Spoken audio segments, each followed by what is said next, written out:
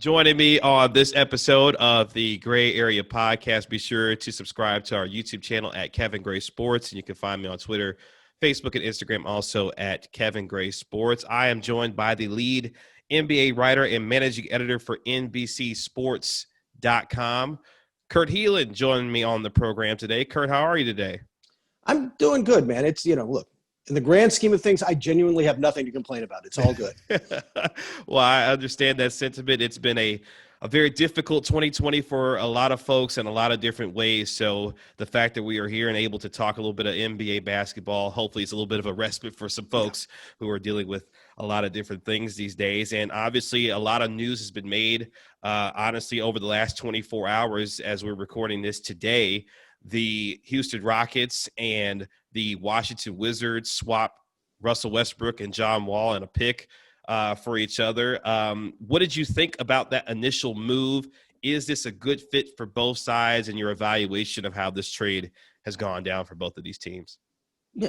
Does this really move the needle for either team? I mean, like you swapped bad contracts and questionable players, and I don't know that it really changes much big picture. I mean, I think the Wizards get a little better only because Wall hasn't played. Like, I don't know what John Wall is right now. None of us do. We haven't seen him since December of 2018. Right. Maybe he's still lightning fast with the ball, all-star guy, but he's coming off an Achilles and a knee, remember, like both of them. I don't know. We'll see. I don't know what he looks like. Westbrook, for any flaws you want to pick with him, 27 points a game, all NBA, like he's going to put up numbers. Not terribly efficiently. He doesn't defend a lot. He's declining. That's a massive contract. He's better than Wall in the sense that that's why they had to throw in a pick. He's a better player than Wall right now. So I think it makes it interesting for Washington in terms of just trying to make the playoffs in the East. Like, you can at least put them in the mix as a team that could do this if things come together. With Houston, what is their roster going to look? What is their roster going to look like at the trade deadline? When we get to, I don't know when the trade deadline is going to be, but they haven't announced it yet. But when you get past the trade deadline, is James Harden still on that team? And more importantly, like, if once they traded Robert Covington, wasn't that the sign? Like, we're done, right? Like, is the rebuild's coming? Sure, yeah. PJ Tucker, Daniel House, all these guys you look at and think, man, there's teams that could use those guys. So I don't know what that roster looks like. I don't know what that team looks like. I don't know what Wall brings them. I was trying to lay out like some predictions for the West last week, and I'm like, yeah, I don't know where to put Houston, because if you told me that everything came together for them and James Harden has an MVP year and they're battling for 4, 5, 6, I'd be, that could happen. That's the high end. And they missed the playoffs, and I would be like, yeah, that could happen too. Like, I don't know where to put them. Yeah, a wild variance for this basketball team that has seen, of course, Daryl Morey move on to the Philadelphia 76ers, Rafael Stone taking over as the general manager there. A very interesting basketball team and what is starting to shape up into be a stacked Western Conference. And we saw the Los Angeles Lakers re-up with Anthony Davis for 5 years at $190 million. LeBron James getting a 2-year, $85 million contract extension of his own. Do the Lakers remain the team to beat in the Western Conference based on what has happened so far in trade and free agency this NBA offseason? Yeah, absolutely. Look, I kind of think they're on their own tier right now. They were the NBA champions, and they were mentally tough in the bubble. Look, they've got LeBron James, dude. As long as LeBron James, I don't care if he's 35 or 40. Like, if he's healthy, guy's going to be able to put up numbers and play. Anthony Davis is entering his peak. So, like, they had the best duo. The guys around them proved to be mentally tough. They win in the bubble. And then they go and upgrade. I mean, look, they went and got Montrezl Harrell and Dennis Schroeder, the 2 top vote getters in Sixth Man of the Year, and added them to the roster. Schroeder's a big upgrade over what Rondo was doing for them in terms of he can space the floor. He's a little younger. He's a little faster. Montrezl Harrell brings energy. I love pairing him with Marc Gasol inside. I just think they're better. I think there are teams that have a shot at trying to knock them off the mountaintop. I don't think this is like the Curry Durant Warriors where they're like, they're not injured. Like, I don't think it's like that level of we can't get them and we should start planning for 3 years from now, because I think they can. But they are definitely, to me, they're their own tier. And then I've got the teams behind them, whether it's Dallas or frankly, the Clippers, Denver.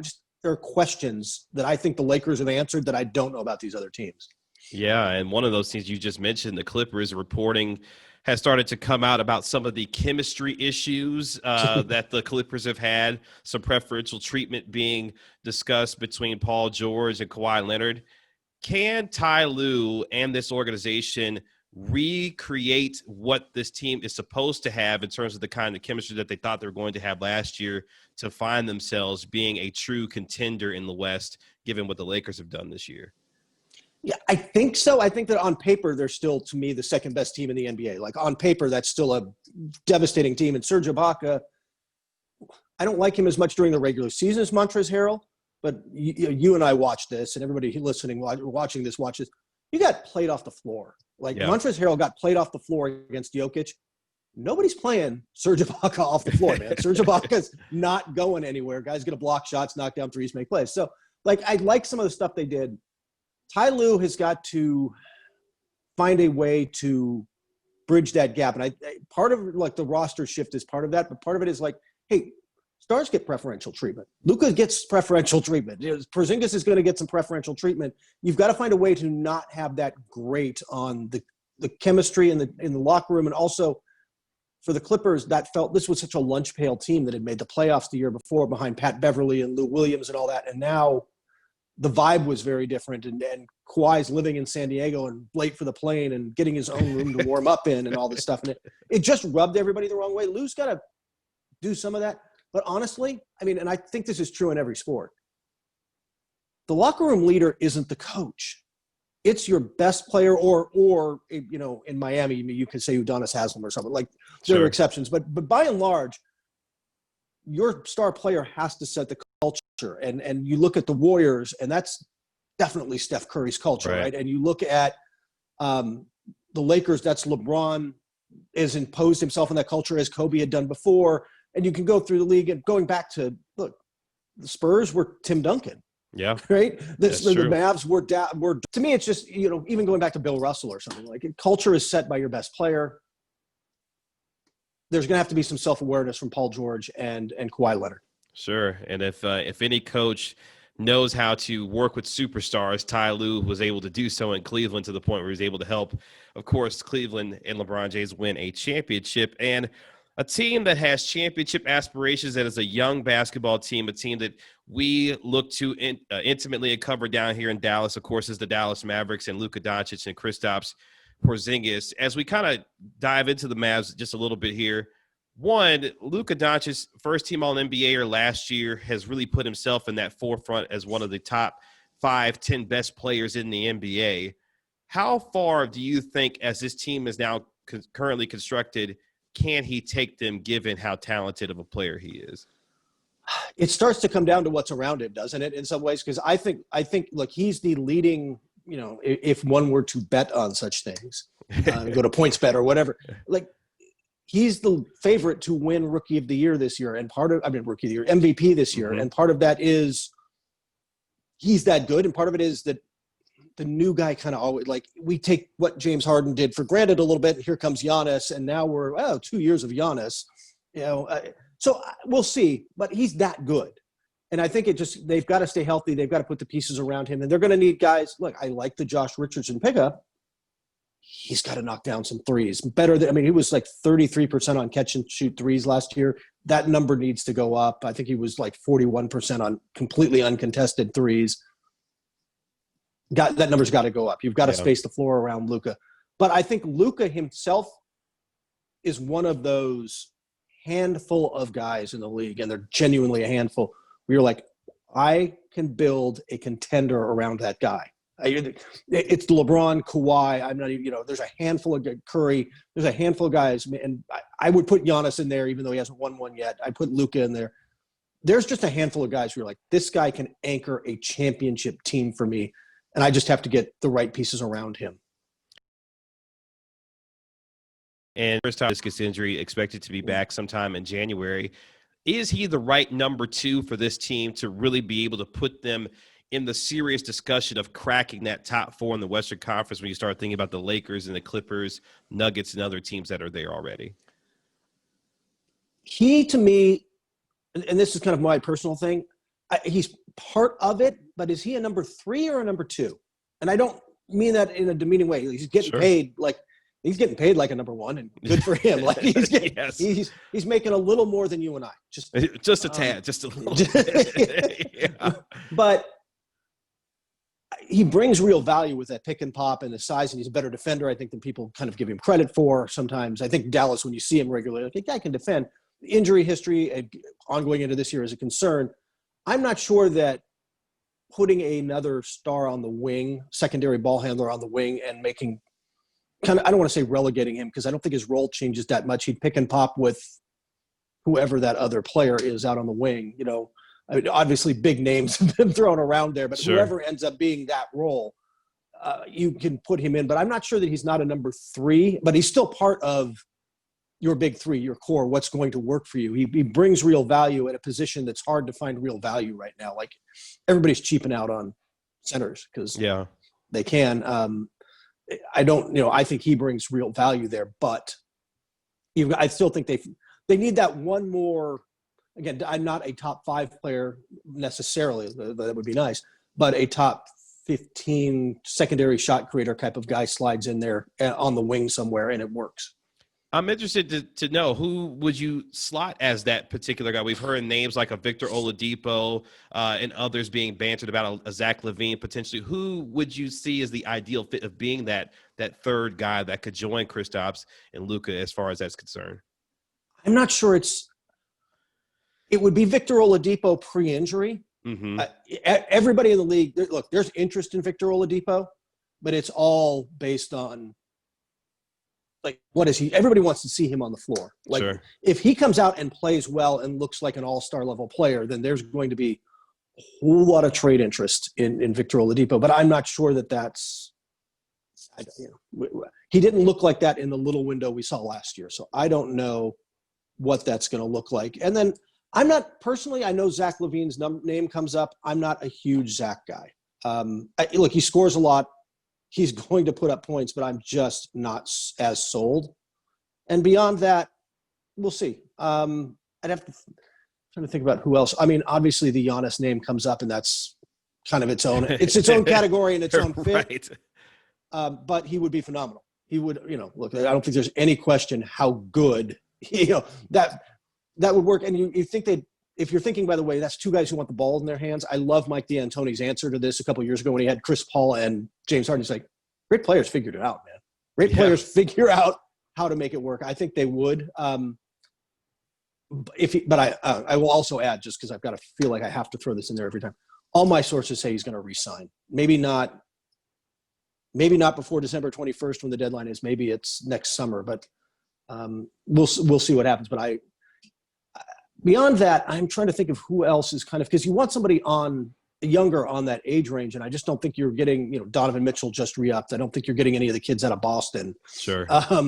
So I'm trying to think through the top of my head, like, who might be available or who you might be able to grab and develop. There's a good developmental program there who's just hasn't panned out the way a team had hoped, but you look at him and think that I can take that guy to the next level. And maybe that is Zach. Zach can put up points. You just got to you're going to have to put somebody on that wing who can also defend, right? You're ultimately going to need some wing defenders out there too. So. And I'm not going to lie, I'm kind of interested to see what Zach LaVine looks like under Billy Donovan out there in Chicago. Yeah. I think they're a fascinating team to watch this season, I think. Isn't this feels like the what have we really got year? Going on in there? Like, I don't think they really know, and I think they're going to be trying to figure it out, but I think it's kind of interesting to watch what they're going to do, because I'll tell you the style of player. Paul George is not on the right timeline. Sure.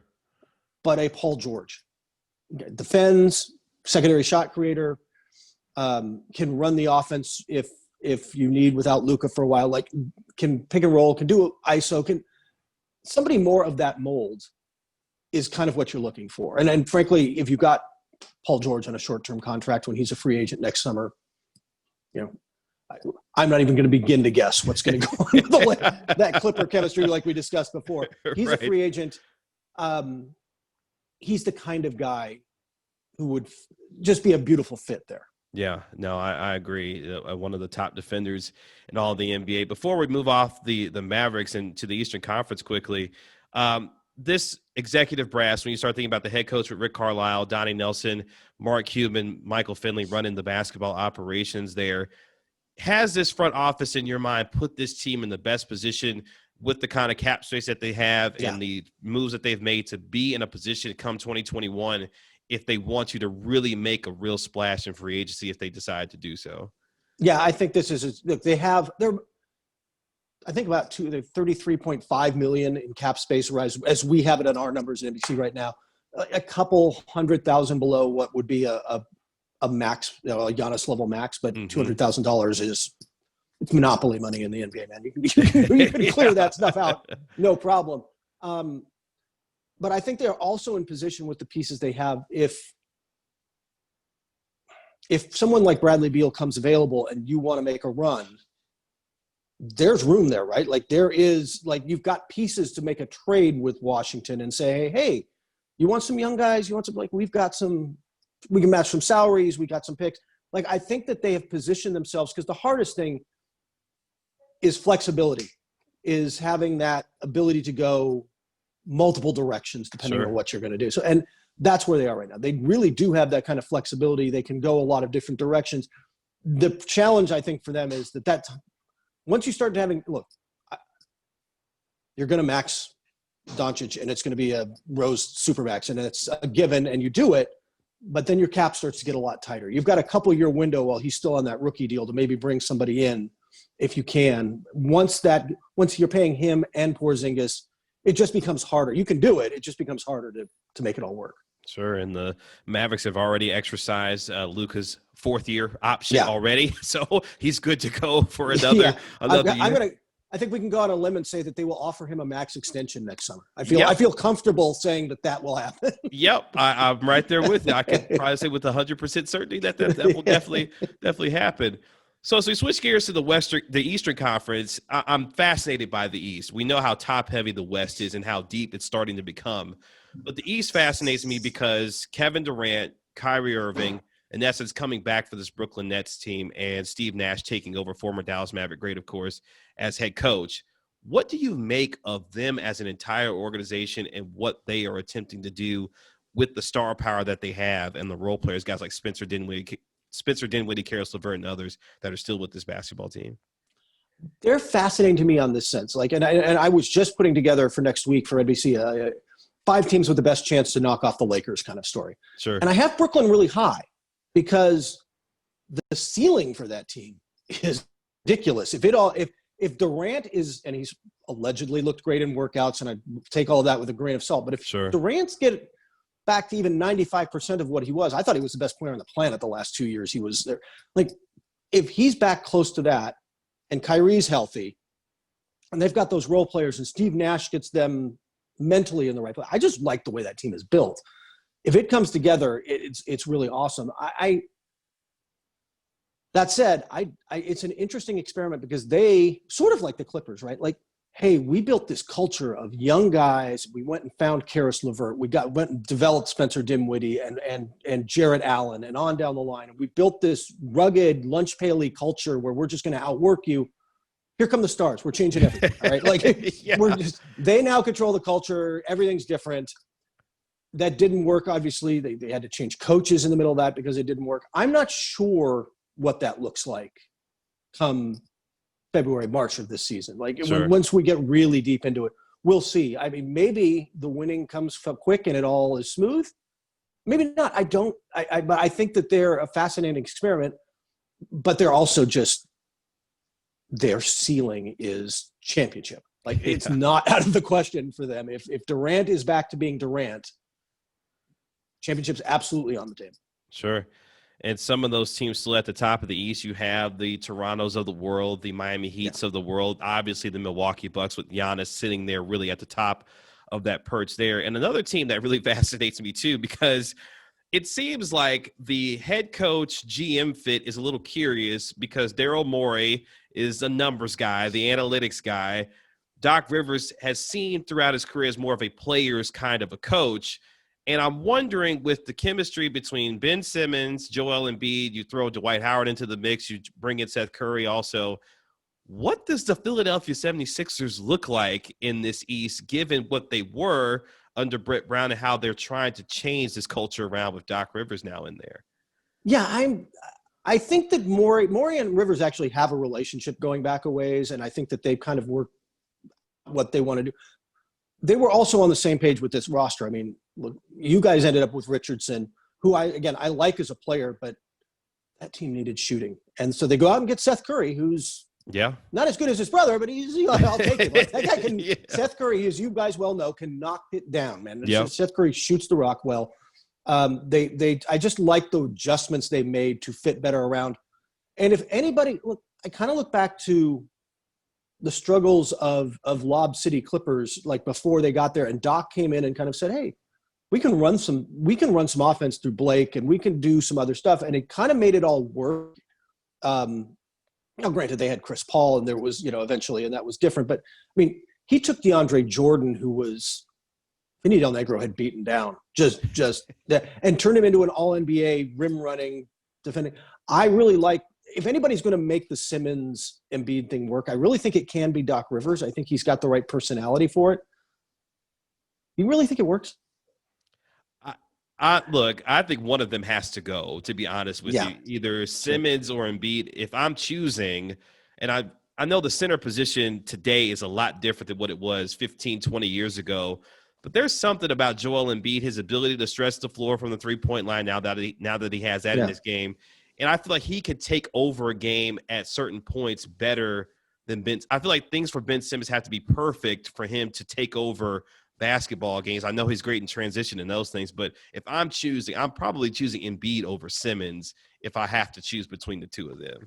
Yeah, I think the only concern there, and I'm with you, I would probably choose Embiid, is the injury issue. Like, how long a career are you talking about versus, this versus what you get with Ben Simmons over probably a longer haul, but it's not quite like the 2004 Lakers Kobe Shaq decision, because that one was a little more clear and you kind of knew what you were getting with Kobe, who was already this elite player. Ben Simmons is like All-NBA, All-Star, really great defender. Yeah. Until he has a steady jump shot, there you can defend him a little bit in the postseason, and he ends up. When did they make their best run? 2 years ago? Jimmy Butler was the shot creator. Ben Simmons was in the dunker spot.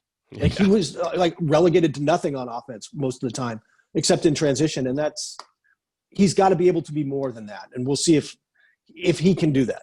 Yeah, because his refusal to shoot the basketball, I think, is a real hamper to his game, and teams will just pack the paint in on it if he tries to drive in. And makes it harder on Embiid, and it makes everything wrong. Yeah.